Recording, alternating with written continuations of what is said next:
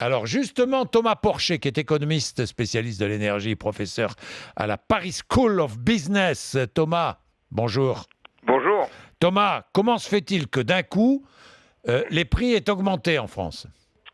Alors, les prix ont augmenté parce que déjà, il y a les prix du pétrole qui augmentent, hein, faut le dire. Oui. On a quand même une hausse des prix du pétrole, ils sont passés au-dessus de $50. Donc les prix augmentent. Et ensuite, il y a quand même les chemins qui ont été pris pour alimenter les stations, qui ne sont pas les chemins traditionnels, parce que les raffineries sont fermées.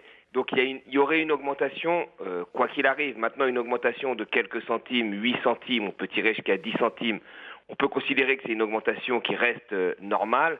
Quand vous avez parfois dans des stations où ça augmente de 15, 20 centimes, là on est clairement dans des gens qui ont la main lourde et qui veulent faire des marges Et qui a la supplémentaires. main lourde? Qui a la main lourde? Le gérant de la station, le propriétaire, le distributeur? Qui a la main lourde? Alors les prix sont libres. Donc Ah oui. normalement chacun fixe son. Alors Ah oui. les indépendants peuvent fixer leur prix comme ils veulent. Après les grandes et moyennes surfaces, celui qui est à la station n'est pas le gérant. Donc là il y a des politiques de prix des grandes surfaces. Comme Total, vous avez une partie de ces stations qui sont sous des politiques de prix du groupe.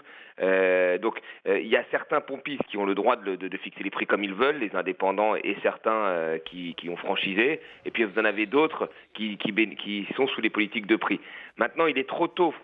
Aujourd'hui, il est encore trop tôt pour savoir globalement s'il y a eu une hausse massive, mais c'est clair que dans certains endroits où il y a des pénuries, c'est clair que là, vous avez quand même des gens qui profitent de la situation pour marger, hein, ça c'est sûr. Il y a encore de la pénurie. Hein? Oui, il y a encore de la pénurie, c'est sûr. Hein. Oui. Je veux dire, on voit bien que le gouvernement n'arrive pas à descendre en dessous de 20% de pénurie des stations.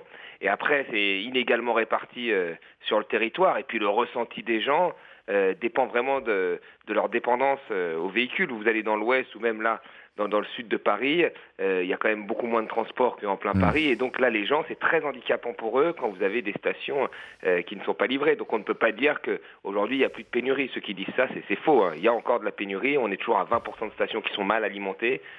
Donc pour beaucoup de Français, c'est la galère. C'est la galère.